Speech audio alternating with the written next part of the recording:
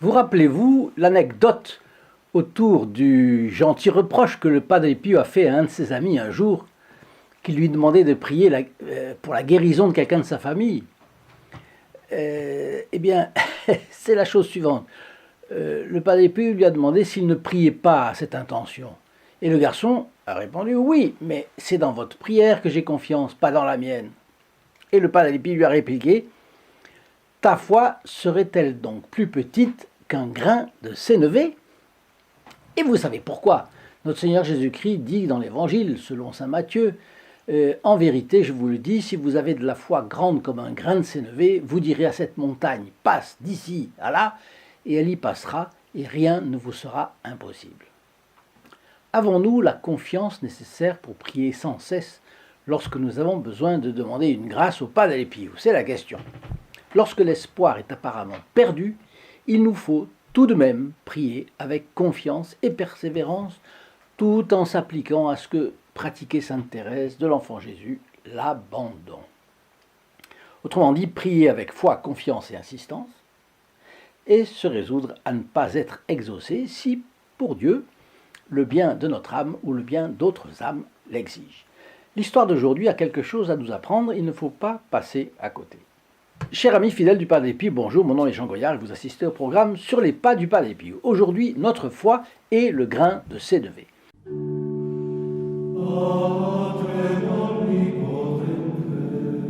Si vous m'écoutez pour la première fois, je vous invite à vous abonner avec le bouton approprié dans la description ci-dessous, c'est gratuit, et vous serez informé des innombrables anecdotes de la vie du Padre Pio que nous commentons ici. Ces épisodes sont passionnants, et la plupart du temps, miraculeux. La mission de ce grand moine capucin qui a porté pendant 50 ans les stigmates de la passion du Christ aux mains, aux pieds et aux côtés était d'arracher les âmes aux griffes du diable, et il continue de le faire, l'Église catholique l'ayant canonisé, vous le savez, en 2002. À chacun qui m'écoute en ce moment, je rappelle que la photo du Padre Pio et d'autres documents utiles à la vie spirituelle sont distribués par notre chaîne gratuitement. Afin de les recevoir pour vous ou un de vos proches, rendez-vous sur le lien www.st-padre-pio.fr. Alors notre fioretti d'aujourd'hui concerne une femme en proie au désespoir qui va recourir au Padre Pio. C'est une femme de San Giovanni Rotondo. Elle a compris que son mari est très malade. Elle est spécialement affligée parce qu'elle constate que son état empire vite. Il va mourir d'ici peu. Elle l'aime, mais un facteur est aggravant, très aggravant. Elle a plusieurs enfants à charge et dans les années 50, cela peut poser des problèmes quasi insolubles à une femme dans cette situation. Elle court au monastère de Santa Maria delle Grazie pour demander au Padre Pio de prier pour la guérison de son mari. Il y a tellement de gens autour du Padre Pio qu'elle ne peut pas en approcher. La meilleure chose à faire serait alors de lui parler en confession, mais il y a une file interminable et elle est obligée d'y renoncer également. Intérieurement, elle prie sans cesse pour que le Padre Pio aide son mari qui peut mourir à tout moment. Elle voit le Padre Pio se rendre à l'autel pour célébrer la messe, elle court vers lui, mais la foule est si dense que le Padre Pio n'a pas eu le moyen de la voir. Alors elle essaye de tous côtés, mais sans pouvoir l'atteindre. Elle ne peut que prier, mais l'angoisse ne la lâche pas parce que l'inévitable peut arriver à tout moment. Qu'auriez-vous fait à sa place? Je m'interromps brièvement pour rappeler que nous vous adressons gratuitement sur demande des photographies du Padre Pio ou éventuellement d'autres choses utiles à votre vie spirituelle. Mais ce n'est pas gratuit pour tout le monde.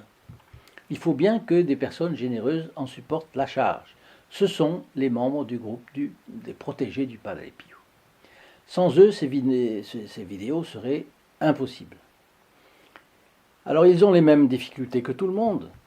Problèmes de santé, de travail, d'argent, d'éducation, des enfants, ça va de soi. Problèmes de solitude aussi.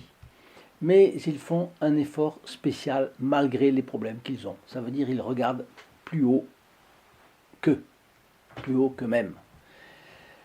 C'est pour les remercier de leurs gestes militants que nous faisons célébrer pour eux et les leurs 54 messes par an. leurs intentions pour eux, leurs proches et leurs défunts sont déposés à San Giovanni Rotondo, où se trouve la sépulture du Padre Pio. Ils reçoivent aussi quelques petits cadeaux pour aider leur vie spirituelle, ce qui est bien juste. Si vous voulez mieux connaître ce groupe, il vous suffit de cliquer sur le lien affiché dans la description www.st-padre-pio.fr et vous laissez guider. Vous y verrez l'apostolat que réalisent les protégés du Padre Pio et puis vous verrez aussi les bénéfices spirituels qu'ils reçoivent. Alors, je reprends notre histoire. La dame de San Giovanni Rotondo dont nous parlions était angoissée parce que on sait bien que le Padre Pio recommandait de ne pas céder à l'angoisse, à l'inquiétude, etc. Mais il est parfois difficile de contrôler son angoisse. Vous savez que le Padre Pio disait que pour ne pas céder au diable, il fallait s'efforcer de garder le tempérament éloigné de l'inquiétude, plus encore de l'angoisse. C'est-à-dire quand l'inquiétude, on sent le cœur qui est serré par l'inquiétude et l'angoisse, c'est un signe qu'il faut prier parce que le diable va profiter de ça pour nous accaparer d'une façon ou l'autre notre esprit, nos tendances, notre mentalité. Et ça, c'est le pire. On ne raisonne pas sagement quand on est sous l'angoisse. La prière de cette petite dame, si affligée, a cependant été entendue par notre saint Capucin. Et vous allez voir comment. Une fois la messe finie, la pauvre femme se place en hâte dans un endroit du couloir par où le Padre Pio devait retourner au monastère dans l'espoir, évidemment, qu'il passe à côté d'elle. Elle se disait, normalement il passe par là, donc je vais me mettre à tel endroit, donc voilà. Là au moins, elle pourra lui crier sa peine. Alors elle continue à prier dans son cœur. Le Padre Pio arrive enfin. Il s'arrête pas loin d'elle. Alors va-t-elle aller droit au but? Va-t-elle s'embrouiller?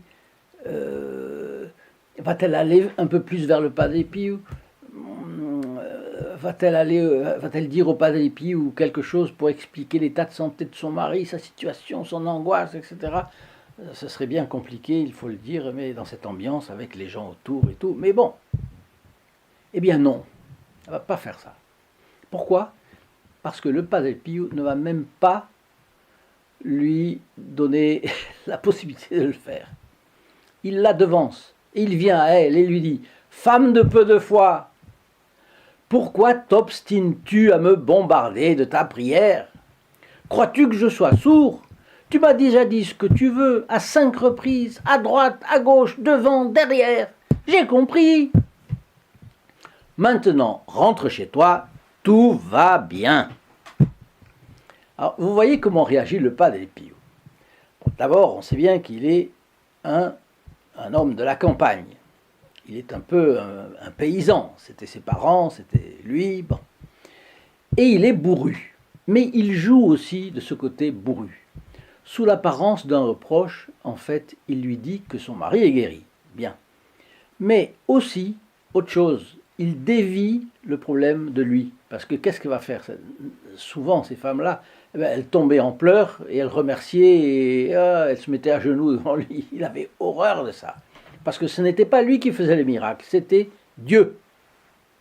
Et alors il disait toujours d'aller remercier Notre-Dame. Parce que c'était Dieu qui avait fait le miracle par l'intermédiaire de la prière de Notre-Dame, que lui avait sollicité par sa prière. Donc c'était chez lui très courant. Alors la dame, elle a foi dans le Padre Pio. Mais il ne voulait jamais qu'on lui attribue les miracles qui se produisaient à l'occasion de ses prières. Et selon la doctrine catholique, le Padre Pio a parfaitement raison. Il fait scrupuleusement respecter la doctrine catholique. Dieu seul est capable de modifier les lois de la nature qu'il a créées lui-même. Le Padre Pio disait toujours, quand on lui demandait « Qui êtes-vous ?», il disait « Je ne suis rien d'autre qu'un moine qui prie ». Alors le meilleur moyen d'empêcher les dames de San Giovanni Rotondo et les pèlerines qui venaient là de s'exclamer trop de choses et trop haut, de lui rendre à lui ce qui est à Dieu, eh bien c'était de leur faire un reproche. Pas faux d'ailleurs, parce que dans le cas qui nous occupe, Qui peut se vanter d'avoir la foi au moins grande comme un grain de sénévé? Elle l'a eu. Elle l'a eu. Elle avait un minimum de foi, puisqu'elle a voulu passer par l'intermédiaire de notre bon Padre Pio en sachant que lui, sa prière est efficace. J'ai confiance en lui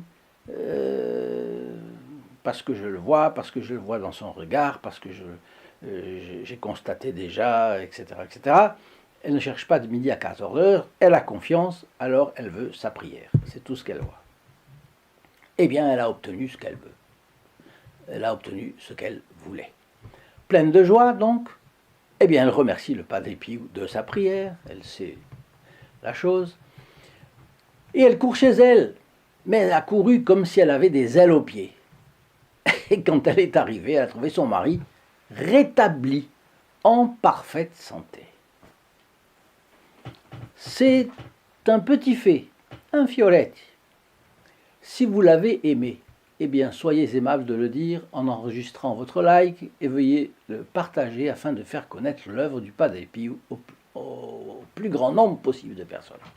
Je vous rappelle qu'en partageant une quelconque vidéo de cette chaîne, vous entrez instantanément dans les intentions de notre messe du vendredi midi, car c'est convenu avec le prêtre célébrant, et les personnes qui la reçoivent par ce moyen entrent aussi dans les intentions de cette messe. Alors n'oubliez pas d'aller sur le site www.st-padre-pio.fr pour suivre nos actions et connaître le groupe des protégés du Padre Pio, n'est-ce pas?